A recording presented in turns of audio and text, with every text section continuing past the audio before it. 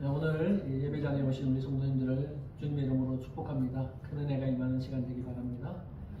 오늘은 그 대표기도 거사님도 말씀하셨던 것처럼 여전도 연신 예배로 오늘 드리려고 합니다. 그래서 여전도 회원들에게 특별하게 제가 주문한 것은 없지만 메시지를 통해서 여러분들이 하나님 앞에 좀 더 헌신하는 계기가 되기를 바라는 마음으로 말씀을 나누도록 하겠습니다.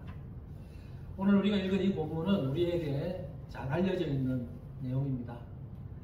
한 여인이 향유 옥합을 깨뜨려서 예수님의 머리에 부은 사건인데, 이 사건을 여러분 내용은 다 잘 알고 계시리라고 믿습니다.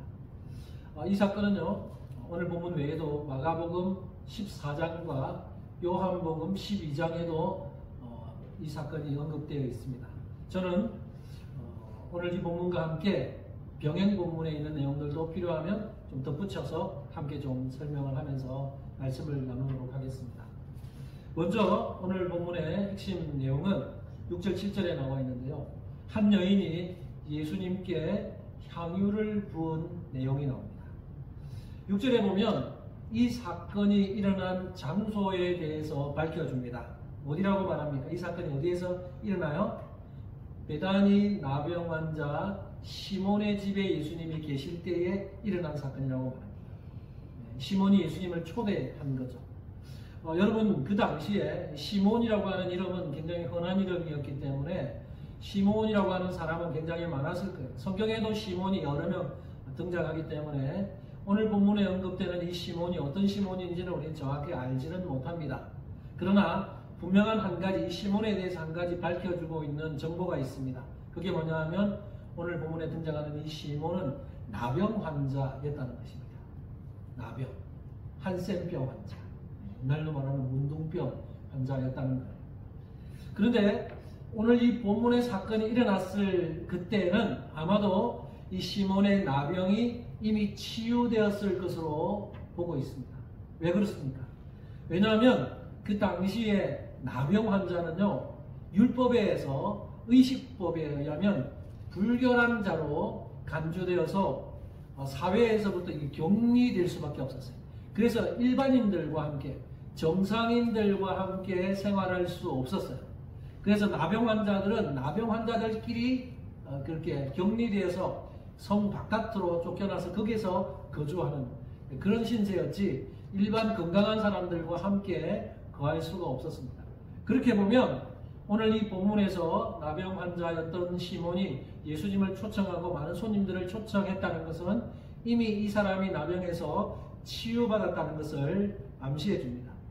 그리고 아마도 오늘 본문은 언급하지 않지만 이 나병 환자 시몬은 예수님에 의해서 치유받았을 것으로 보고 있습니다. 그래서 예수님이 많은 환자들을 고쳐주셨는데 이 시몬도 자신의 나병을 예수님에 의해서 고침받고 나서 너무나 감사한 마음으로 예수님을 초청해서 이렇게 식사를 하고 있는 것으로 우리는 충분히 볼 수 있습니다. 오늘 본문에서요, 우리가 주목해야 하는 것은 7절에 나오는 이 여자의 행동이에요. 7절을 한번 볼까요? 7절을 보면 이렇게 말씀합니다. 한 여자가 매우 귀한 향유 옥합을 가지고 나와서 식사하시는 예수의 머리에 부으니. 여러분, 여기서 좀 먼저 좀 짚고 넘어갈 것은 여기에 언급하는 이 여자가 누구냐. 오늘 본문은 한 여자 이렇게 번역하고 그냥 밝히고 있지만 우리가 그 병행 본문이 마가복음 14장과 요한복음 12장에 보면 우리가 이 여자가 누군지를 좀 더 구체적으로 알 수 있는데요. 요한복음 12장에 의하면 이 여자는 나사로의 여동생이었던 마리아라고 밝혀집니다. 그러니까 나사로의 동생이었던 마리아가 예수님의 머리에 향유를 부은 거예요. 여러분, 그러면 이 마리아의 이 행동을 우리는 어떻게 이해해야 할까요? 마리아가 예수님의 머리에 향유를 부었어요. 이걸 우리는 어떻게 이해해야 할까요? 유대 사회에서는요, 귀한 손님이 왔을 때 그 손님에게 존경을 표하는 의미로 손과 발도 씻어주지만 머리에 향유를 붓는, 몸에 향유를 붓는 그런 관습이 있었습니다. 그렇게 보면 마리아가 예수님의 머리에 이 향유를 부었다는 것은 예수님을 향한 존경의 표현, 그리고 예수님을 너무나 사랑한다는 그 마음의 표현을 담아서 이렇게 했다고 우리는 볼 수 있습니다. 즉 마리아는 자기 소유 중에서 가장 값진 향유 옥합을 깨뜨려서 예수님의 머리에 부음으로써 예수님을 향한 사랑을, 그리고 존경을, 감사한 마음을 표현하고 있는 것입니다. 그런데 이 마리아의 이 행동에 대해서 주위의 반응을 보면 두 가지 대조적인 반응으로 나타납니다. 하나는 제자들의 반응이고 또 하나는 예수님의 반응이에요. 대조적인 반응으로 나타나요. 그럼 그 반응을 한번 살펴보겠습니다. 먼저 제자들의 반응을 한번 봅시다. 제자들의 반응을 한마디로 표현하면 분노입니다. 분노. 오늘 본문 8절과 9절 한번 볼까요? 8절과 9절을 같이 한번 읽어봅시다. 시작. 제자들이 보고 분개하여 이르되 무슨 의도로 이것을 허비하느냐? 이것을 비싼 값에 팔아 가난한 자들에게 줄 수 있었겠도다 하느니. 제자들이 보고 분개하였대요. 분노했다. 화를 막 냈다는 거죠. 여러분 얼핏 보면 여기 지금 제자들이라고 해놓으니까 모든 제자들이 다 이렇게 분노하면서 이런 말을 했던 것으로 좀 보이는데, 이 병행 본문의 내용들을 참고해 보면 조금은 압축됩니다. 마가복을 보면 어떤 사람들이 화를 냈다 이렇게 표현해요. 어떤 사람들. 그러니까 제자들 중에 일부가 화를 냈다. 그리고 요한복음 12장에는 딱 한 사람인 가룟 유다가 이런 말을 했다고, 불평했다고 밝히고 있습니다. 그러니까 종합해 보면 가룟 유다가 좀 주도를 한 것 같아요. 가룟 유다가 주도를 하고 또 일부의 몇 명의 제자들이 동참해서 마리아가 한 행동을 보면서 화를 내고 분노를 하는 거죠. 그런데 마태복음을 기록한 마태는 가룟 유다라고도 안 하고 또 몇 명이라고도 안 하고 그냥 뭉뚱그려서 제자들 이렇게 했어요. 그러니까 마치 모든 제자들이 그런 것처럼 이렇게 표현을 하고 있어요. 그 의도가 있다는 거예요. 왜냐하면 마태도 자기가 예수님 제자잖아요. 근데 자기가 보기에 가룟 유다가 주도하고 몇 명의 제자들이 그렇게 직접적으로 표출했는지는 모르지만 모든 제자들도 별반 다를 바가 없었다는 거죠. 이 여자의 행동을 보면서 잘했다고 생각하는 그런 제자들은 없었다. 다 비슷한 마음이었다. 라는 것을 의도적으로 드러내는 겁니다. 제자들의 영적인 무지함을 이 표현을 통해서 보여주는 거예요. 제자들의 불평을 한마디로 요약하면 아까운 향유를 허비했다. 값비싼 향유를 허비했다는 겁니다. 여러분도 그렇게 생각하십니까? 정말로 이 여인이 예수님의 머리에 향유를 부은 것이 허비한 겁니까? 자, 그러면 이 마리아의 행동이 정말로 허비였는지 한번 따져봅시다. 여러분 먼저 허비가 뭡니까? 허비가 뭐예요? 쓸데없는 곳에 쓰는 것. 네. 허비를 찾아보면요, 아까 쓸데없는 곳, 좀 더 정확하게 말하면 아무 가치가 없는 곳에 시간과 물질과 힘과 에너지를 쏟아붓는 것, 이게 허비예요. 가치 있는 곳에 쏟아부으면 그 허비 아니잖아요. 근데 아무 가치 없는 곳에 자기 시간을 들이고 물질을 들이고 에너지를 쏟는 것, 이게 허비입니다. 그러면 주님을 위해서 향유를 부은 것이 허비일까요? 결론은 아닙니다. 앞서 언급한 것처럼 마리아는 당시 유대의 관습에 따라서 예수님을 가장 귀한 손님으로 여기면서 예수님을 존경하는 의미로서 귀한 손님 이상의 예수님을 자신의 구세주로 여기면서 예수님의 발과 머리에 향유를 부었습니다. 그리고 다른 본문에 의하면 자기 머리카락으로 예수님의 발을 닦았다. 이럴 정도로 간절한 마음으로 마리아가 예수님께 한 거예요. 그러기에 이것은 허비가 아니라 예수님을 주로 높이고자 했던 마리아의 눈물겨운 신앙 고백이라고 할 수 있습니다. 그런데 가룟 유다를 비롯해서 제자들은 여인의 이 행동을 가리켜서 허비라고 비난하고 있습니다. 요한복음 12장 5절에 의하면 가룟 유다가 이 불평의 말을 했는데 좀 더 구체적으로 뭐라고 말하냐면 이 향유를 300데나리온에 팔아서 가난한 자들에게 나눠줄 수 있었겠다. 이렇게 말해요. 그러니까 이 가룟 유다가 말하는 불평이 뭐예요? 이 아까운 향유를 이렇게 부으면 어떻게 이렇게 낭비하냐? 이거를 가난한 자들에게 나눠주고 이 300데나리온에 팔아서 가난한 자들에게 나눠주면 그게 훨씬 좋은데 왜 이렇게 허비하냐? 이렇게 불평하는 거예요.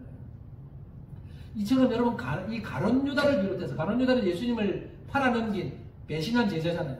이 가룟 유다를 비롯해서 제자들의 생각은 이런 거예요. 아까운 이것을 그냥 가난한 자들에게 팔아주면 더 좋지. 근데 사실 가룟 유다도 그렇고 제자들도 그렇고 진짜 가난한 자들을 생각해서 그런 말을 하는 건 아니잖아요. 요한복음에 보면 가룟 유다가 이런 말을 한 것은 자기가 돈깨를 훔치고자 그런 의도로 했다. 이렇게 밝힙니다. 그러니까 가난한 자들은 핑계거리예요. 사실 아까운 거죠. 그리고 이걸 300데나리온에 팔 수 있다. 여러분 300데나리온은요 어느 정도 액수냐면 1데나리온이 노동자가 하루 열심히 일해서 버는 값이 1데나리온이잖아요. 그래서 그 당시 유대사회는 아침 6시에서 한 저녁 6시까지 12시간 해가 뜰 때부터 해질 때까지 일했어요. 우리는 8시간 정도 일하는데 그 당시 한 12시간 일했다고 하면 뼈 빠지게 일을 해서 하루 버는 양이 1데나리온인데 300데나리온이면 300일이죠. 그러니까 대충 하면 하루 노동자가 1년 벌 수 있는 액수예요. 그러니까 아주 계산이 빨라요. 가룟 유다는 계산이 굉장히 빨라. 그래서 회계일을 맡을 정도로 계산이 빨랐어요. 이 유대 제자들, 예수님의 제자들은 계산에는 이렇게 빨랐지만 사랑과 희생의 그런 세계에서는 영적으로 너무나 무지했던 사람들이 바로 이 제자들입니다. 여러분 때때로요 우리 신앙적인 세계에서 신앙적인 일을 할 때 경제적으로 보면 허비처럼 보이는 일이 제법 있습니다. 우리가 세상 사람들, 불신자들이 우리 그리스도인들을 바라볼 때 저 사람은 저렇게 허비하냐 이렇게 생각하는 것들이 좀 있을 수 있어요. 왜냐하면 신앙적인 행위는요 세상적인 시각으로 바라보는 것과는 다른 차원이 있기 때문에 세상적인 눈으로 보면 경제적인 관념에서 계산해보면 허비처럼 보일 때가 종종 있다는 거예요. 하지만 여러분 주님께 드리는 것은 결코 허비가 아닙니다. 그러므로 우리는 단순한 경제 원리에 입각해서 그냥 산술적인 개념으로 계산하고 살면 안 되는 거예요. 불신자들은요 우리 그리스도인들 여러분들이 아마 이 교회에서 와서 여러분의 시간을 드리고 여러분의 물질을 드리고 여러분의 힘을 드리고 그걸 다 허비라고 생각하지 맙니다. 어제 우리 집사님이 오셔서 열심으로 교회 청소해 주시면서 지금 나중에 밥 먹을 때 보면 바닥이 막 번질번질 하잖아요. 그렇게 해주신 것이 그걸 왜 그렇게 하냐 이렇게 생각할 수도 몰라. 그러나 세상적인 눈으로 보면 교회에 와서 봉사하고 교회를 위해서 주님을 위해서 헌신하고 이게 허비처럼 생각될지 모르지만 결코 허비가 아니에요. 그들은 주일날 이 아까운 시간에 이곳에 와서 예배드리는 우리를 보면서도 비난할지 몰라요. 아이고 이렇게 아까운 시간에 들로 산으로 나가서 나들이 가고 좋은데 왜 이렇게 아까운 시간 허비하냐 생각할지 모르지만 이것은 결코 허비가 아니라는 거예요. 여러분 굳이 우리의 지금 이런 행위를 허비로 표현한다면 저는 뭐라고 표현하고 싶냐면 거룩한 허비다. 우리 신앙인들이 하는 것은 거룩한 허비입니다. 저는 오늘 헌신 예배를 드리는 우리 여전도의 회원들이 오늘 본문의 마리아처럼 거룩한 허비를 하게 되기를 바랍니다. 좀 교묘하게 계산적으로 살지 말라는 거죠. 내가 하나님께 이걸 드리면 하나님께서 나에게 이렇게 갚아주시겠지. 이렇게 계산하지 말라는 겁니다. 마리아처럼 정말 순수한 마음으로 내가 받은 은혜가 너무 크기 때문에 주님으로 받은 은혜가 커서 주님을 너무너무 사랑하기 때문에 순수한 마음으로 드릴 수 있는 시간을 드리고 물질을 드리고 몸과 마음을 다 들여서 주님을 섬기는 이것이 진정한 참된 허비이고 거룩한 허비라는 겁니다. 그런 참된 헌신이 있게 되는 우리 모든 여전도 회원들 되기를 바랍니다. 이것이 첫 번째 제자들의 반응이었다면 두 번째 반응은 예수님의 반응인데요. 예수님의 반응은 제자들의 반응과 너무나 다릅니다. 오늘 본문 10절에 보면 예수님의 반응이 나와요. 이렇게 말씀합니다. 예수께서 아시고 그들에게 이르시되 너희가 어찌하여 이 여자를 괴롭게 하느냐 그가 내게 좋은 일을 하였느니라 말씀입니다. 예수님의 그 반응은 긍정적이죠. 이 여인의 행동에 대해서 딱 한마디 하십니다. 한마디로 요약하십니다. 내게 무슨 일을 했다고요? 좋은 일을 했다. 예수님은 이 여인의 행위에 대해서 내게 좋은 일을 했다라고 한마디로 다 압축하십니다. 여러분, 세번역 성경은 이 좋은 일을 아름다운 일이라고 번역하고 있어요. 그러니까 이 여인이 한 행동은 아름다운 일이었다는 거예요. 찰스 스펄전이라고 하는 유명한 목사님이 계십니다. 찰스 스펄전 목사님은 이 여인이 행한 아름다운 일을 좀 더 구체적으로 여인이 어떤 아름다운 일을 했냐라고 말하면서 몇 가지로 이야기하는데요. 저는 그 중에서 세 가지로 한번 여러분에게 나누기 원합니다. 여인이 했던 아름다운 행동. 첫 번째, 무엇보다 가장 큰 아름다움은 그녀가 행한 일이 예수님을 영화롭게 하는 일이었다는 것입니다. 예수님을 영화롭게 했다는 거예요. 여러분, 마리아가 예수님께 향유를 부은 것은 주님에 대한 경외심에서 비롯된 겁니다. 여러분, 하나님 경외하십니까? 주님을 경외하십니까? 마리아는 예수님을 향한 경외심, 예수님을 단순한 한 선생님 정도가 아니라 마리아는 예수님을 구주로 믿고 있어요. 그래서 구주 대신 예수님을 향한 경외심에서 이런 행동을 했다는 거죠. 마리아는 오빠가 경험한 그 사건, 오빠가 죽었잖아요. 근데 오빠가 예수님에게 다시 살아나는 놀라운 기적을 경험했어요. 자기 오빠가 죽었는데 예수님 오빠를 살려내셨어.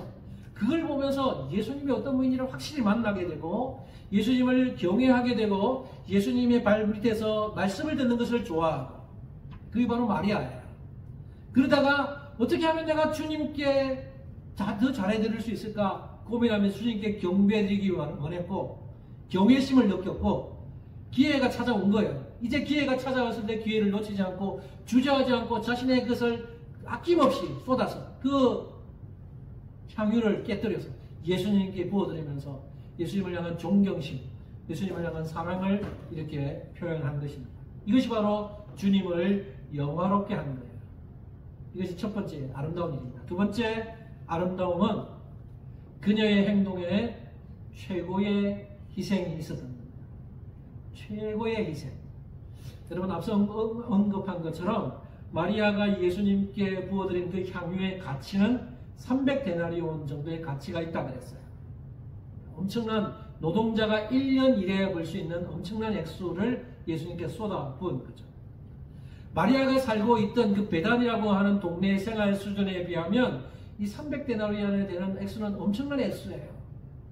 그런데 이 마리아는 아까워하지 않고 벌벌 손을 떨면서 이 아까운 것을 어떻게 부어 이렇게 생각하지 않고 과감하게 예수님께 부어드린 겁니다. 저는 마리아가 어떤 마음으로 예수님께 이 향유를 부었을지 한번 묵상해 보았습니다. 제자들은 이 여인의 행동을 비난하고 이 아까운 것을 이렇게 붓다니 버리다니 이렇게 비난했지만 아마도 마리아는 예수님께 그 향유를 부어드리면서도 이것으로도 부족해. 내가 주님께 받은 은혜에 비하면 이것으로도 부족해 라는 마음으로 향유를 부어드렸을 거라고 생각합니다. 여러분, 이처럼 내가 가진 것을 아낌없이 드리고도 그걸로도 부족하다고 느끼는 이런 마음이 바로 주님 보시기에 아름다운 헌신이고 최고의 그런 희생의 마음, 헌신의 마음인 것입니다. 주님께서 가장 기뻐하시는 것입니다. 사랑하는 여전도의 회원 여러분, 저는 여러분들이 오늘 이 마리아와 같이 여러분이 가진 것 중에 아까워하지 말고 주님을 위해서 드리는 것이라면 아낌없이 여러분의 시간, 여러분의 물질, 여러분의 마음, 여러분의 몸 그렇게 드려서 주님 기쁘시게 해드리는 모든 성도님들이 되기를 바랍니다. 여러분, 나는 시간이 없어요. 나는 돈도 없어요. 많이 없어도 괜찮아요. 많이 있는 사람만 드리는 게 아니잖아요. 돈이 별로 없어도 상관없습니다. 화려하거나 거창하지 않아도 괜찮습니다. 여러분이 얼마가 있든 시간이 어느 정도 있든 있는 시간, 있는 물질 중에 조금이라도 떼서 내가 주님을 향한 마음을 담아서 드릴 수 있다면 그것이 주님 보시기에 아름다운 헌신, 아름다운 일이 되는 겁니다. 그런 헌신이 여러분에게 있기를 바랍니다. 자, 세 번째 아름다움은 마리아의 행동이 주님의 장례를 준비하는 일이었다는 것입니다. 오늘 본문에서 놀라운 그 사실이 뭐냐면 예수님께서요, 마리아의 행동에 대해서 전혀 예상치 못한 해석을 하셨다는 거예요. 12절인데요. 같이 한번 볼까요? 12절 같이 한번 읽어봅시다. 시작. 이 여자가 내 몸에 이 향유를 부은 것은 내 장례를 위하여 함이라. 예수님은 마리아의 이 행동을 자신의 장례를 준비한 것이라고 지금 말씀하고 계세요. 근데 저는 이 본문을 묵상하면서 꿈보다 해몽이 더 좋다 이런 생각을 했어요. 사실 여러분, 이 여인이요, 예수님께 향유를 부어드릴 때 내가 예수님의 장례를 미리 준비해야지 하는 마음으로 부어드리지는 않았을 거예요. 그냥 이 여인은 예수님을 향한 순수한 사랑의 마음, 감사의 마음, 존경의 마음을 담아서 향유를 부어드렸을 텐데, 예수님은 그 행위를 가리켜서 자신의 장례를 준비한 것으로 이렇게 해석을 하고 말씀하셨다는 거예요. 여기 장례에 해당하는 엔타피아조라고 하는 단어는 죽은 후에 하는 매장 준비를 가리키는데, 사실 죽은 자들에게 유대 관습에서 몸에 향유를 붓는 것, 이건 장례의 한 절차였습니다. 그게 유대 관습이었어요. 근데 여러분, 실제로 예수님은요, 죽은 이후에 자신의 몸에 향유 부음을 받지 못합니다. 여러분, 사복음서를 읽어보시면요, 그 여인들이 예수님을 찾아가요. 무덤을 찾아가는데, 향품을 바르기 위해서 찾아가서 예수님이 없어요. 부활하고 안 계세요. 그래서 향품을 바르지 못합니다. 그리고 요한복음 19장에 보면 니고데모가 예수님의 시체를 가지고 와서 세마포로 싸고 향품을 넣는 내용이 나오는데, 기름, 향유를 부었다는 기록은 나오지 않아요. 그러니까 예수님이 돌아가시고 나서 예수님의 몸에 향유를 부은 사람은 아무도 없어요. 결국 예수님이 향유 부음을 받지 못합니다. 어쩌면요, 예수님은 자신이 죽은 이후에 장례 절차에서 자신의 몸에 향유 부을 사람이 없음을 미리 아시고 이 여인이 했던 이 행동을 가리켜서 이 여인이 내 장례를 준비했다라고 미리 그렇게 말씀하셨는지도 모릅니다. 어쨌든 이 여인이 한 행동, 예수님은 내 장례를 위해서 했다라고 말씀하시면서 여인의 행동을 높이 칭찬해 주신 겁니다. 그러나 이 예수님의 이 칭찬은 여기서 그치지 않아요. 어디까지 갑니까? 예수님은 복음이 전파되는 곳마다 이 여인의 선한 행위가 길이길이 전파될 것이라고 칭찬하십니다. 13절인데요. 보면 13절 한번 같이 읽어봅시다. 시작. 내가 진실로 너희에게 이르노니 온 천하에 어디서든지 이 복음이 전파되는 곳에서는 이 여자가 행한 일도 말하며 그를 기억하리라 하시니라. 아멘. 여러분, 너무나 도전되지 않습니까? 마리아는 사실 이런 칭찬을 바라고 그런 행동을 한 게 아니에요. 그런데 예수님은 이 여인에게 이렇게 과분한 칭찬을 해주시는 거고, 그리고 이 여인이 했던 행동이 길이길이 기억될 것이다. 온 천하에 어디서든지 이 복음이 전파되는 곳에서는 이 여자가 행한 일도 말하여 기억하게 할 거다. 지금 우리가 이 여인의 행동을 어떻게 알겠어요? 복음이 우리에게까지 들어왔기 때문에 2000년 전에 했던 이 행동이 2000년의 역사 속에서 묻혀버려도 벌써 묻혔을 텐데 묻히지 않고 이 복음서에 기록이 되어서 2000년이 지난 우리 이 한국, 미국 땅에서 우리에게까지 이렇게 전파되어서 이 여인의 행동이 길이길이 기억되고 있어요.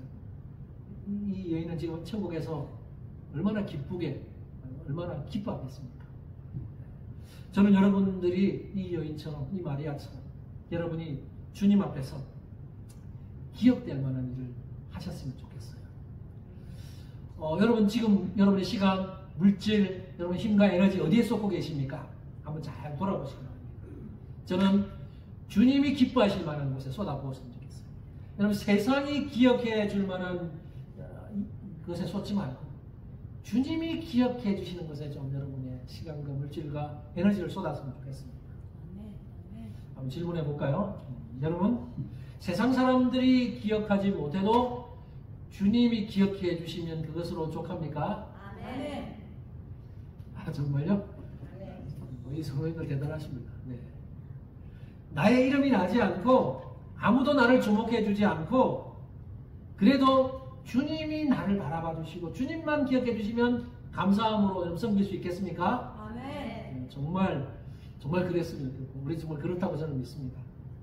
우리가 사실 주님을 위해서 행하는 일들, 우리가 교회에서 섬기고 주님을 위해서 일하고 하는 것들 세상에서는 잘 모르는 일들, 세상은 잘 기억해 주지 못하는 일들입니다. 그럼에도 불구하고 주님을 향한 사랑 때문에 여러분의 시간과 물질과 힘과 에너지를 투자하시고 주님을 위해서 드리신다면 주님이 기억하실 겁니다. 아멘. 그것이 바로 하나님께 영광이 되는 것입니다.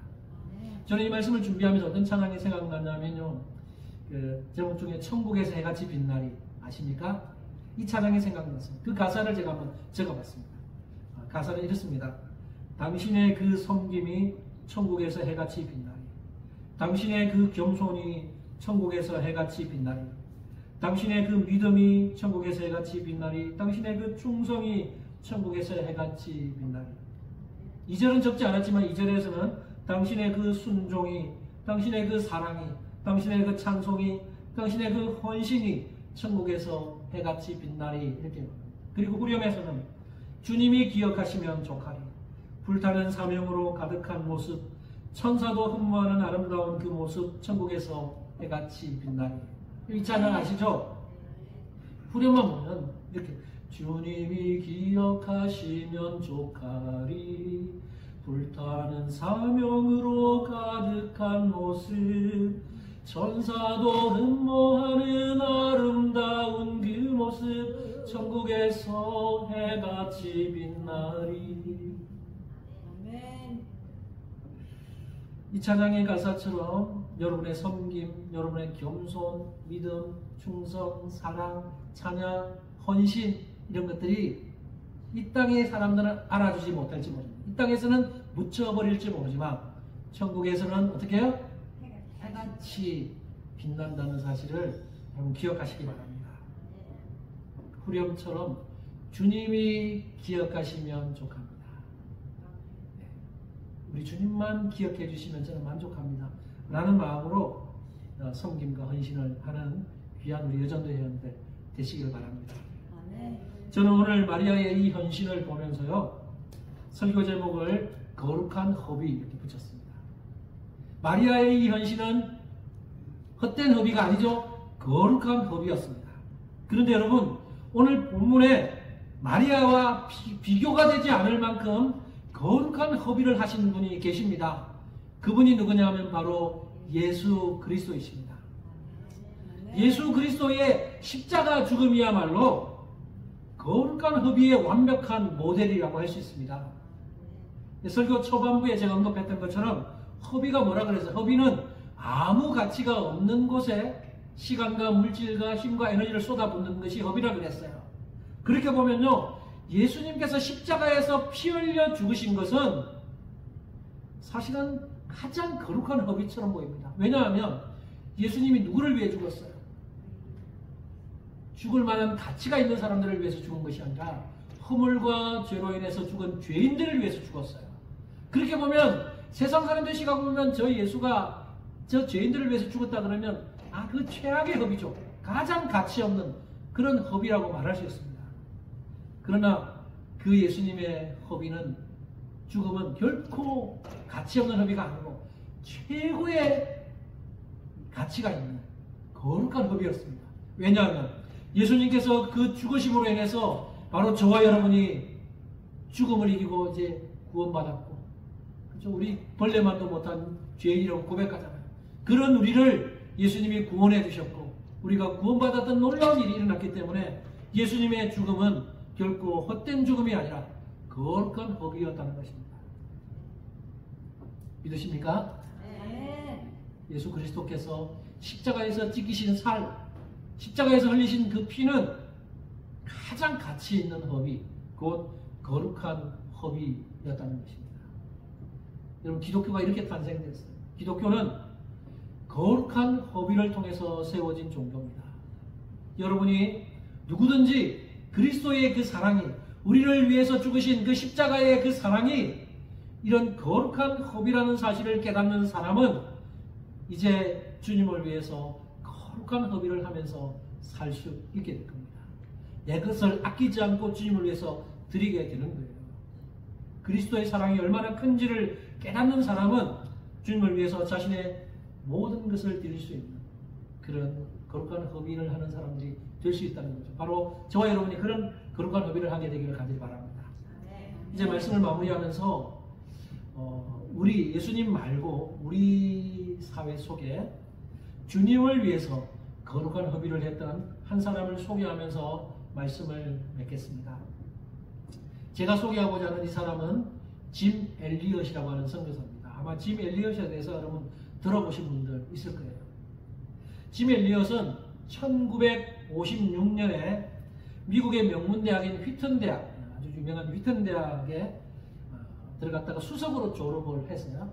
그래서 아주 가능성 있는, 그래서 수많은 사람들이 회사에서 러브콜을 보낼 만큼 휘튼 대학을 수석으로 졸업했으니까 얼마나 인재입니까? 그래서 우리 회사 와라, 우리 회사 와라. 그렇게 러브콜을 보낸 28살의 그런 아주 전도 유망한 청년이었어요. 근데 이 청년이요, 수많은 그 러브콜을 거부합니다. 이 청년은 자신의 친구들 몇 명과 함께 저 에콰도르의 아우카 부족이라고 하는 그 부족을 향해서 복음을 들고 찾아갑니다. 이 짐 엘리엇의 간절한 소망이었어요. 내가 저 복음을 믿지 않고 있는 아우카 부족을 꿈꾸고 저 부족에게 가서 내가 예수님의 복음을 전하겠다. 근데 대학교를 졸업하자마자 수많은 곳에서 러브콜이 들어왔지만 다 거부하고 친구들과 함께 아우카 부족으로 들어갑니다. 그 당시 이 아우카 부족은 식인종으로 알려져 있을 만큼 살인을 많이 하고 다른 사람을 살해한 경력도 많이 가지고 있던 그 아주 끔찍한 무시무시한 부족이에요. 그런데도 그 부족을 향해서 마음을 품고 기도하고 그 마을로 찾아 들어갔어요. 그 오지로 찾아 들어간 겁니다. 하지만 그 지역에 들어간 지 일주일 만에 그 강변에서 싸늘한 시체로 발견이 되어 무참하게 살해당한 겁니다.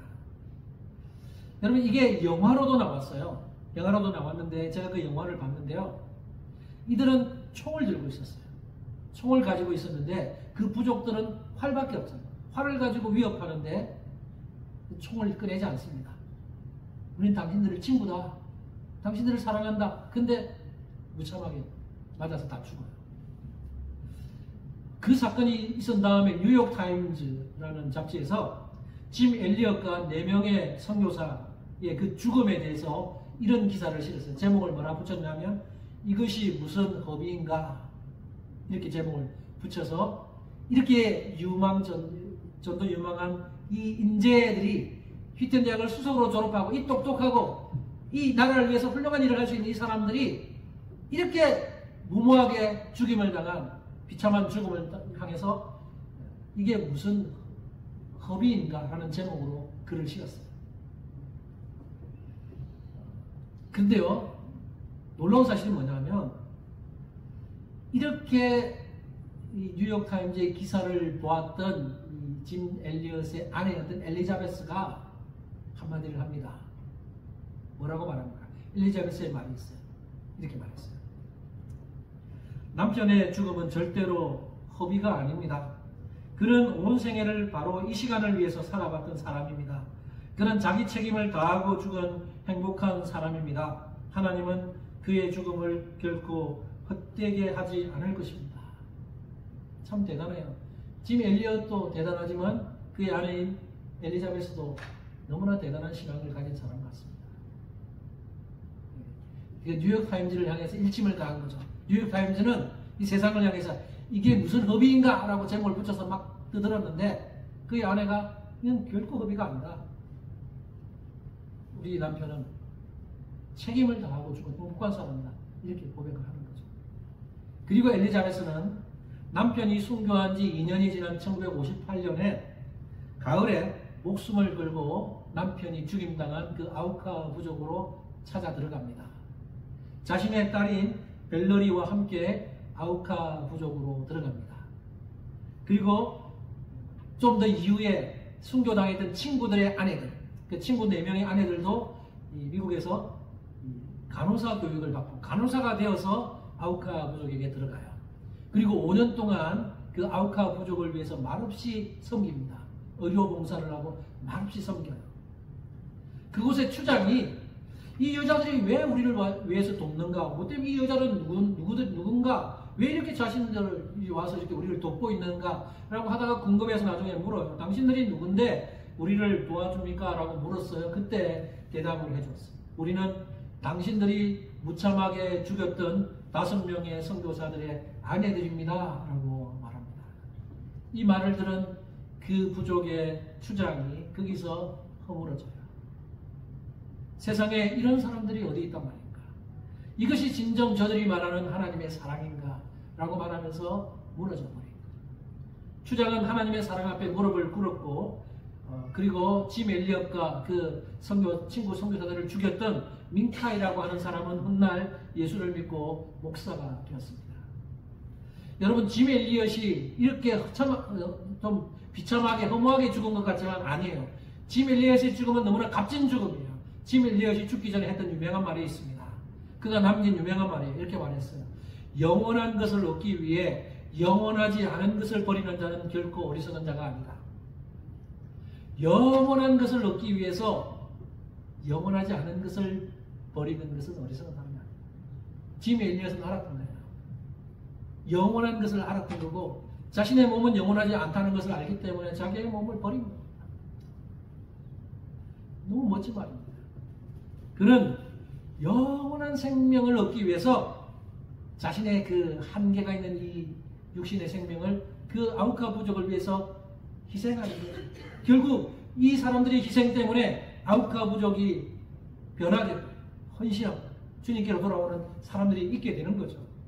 아우카 부족은요, 종족 분쟁으로 60%가 살해되는 그런 끔찍한 부족인데 지구상에서 가장 잔인한 부족으로 여겨지는 부족입니다. 하지만 지금은 부족의 20에서 40%가 기독교로 개종을 했고 잔인한 분쟁과 살상이 사라졌습니다. 그 부족에게는 평화라는 말이 없을 정도로 잔인했지만 지금은 폭력이 없어지고 평화가 넘치는 그런 부족이 된 거예요.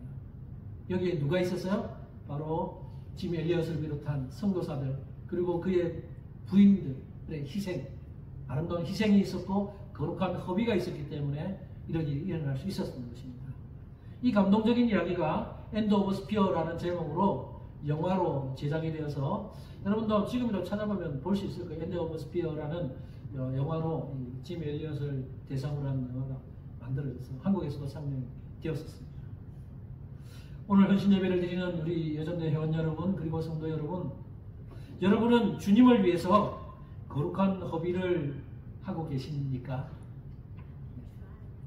잘 좀 돌아보시고 앞으로 우리가 살 날 동안 우리 주님을 위해서 우리의 시간, 우리의 물질, 우리의 힘과 에너지를 주님을 위해서 드림으로 거룩한 허비를 하심으로 주님 기쁘시게 해드리고 또한 우리의 삶 속에 하나님 주신 은혜와 복이 넘쳐나는 우리 귀한 여전대회와 우리 모든 성도님들 되시기를 주님의 이름으로 축복합니다.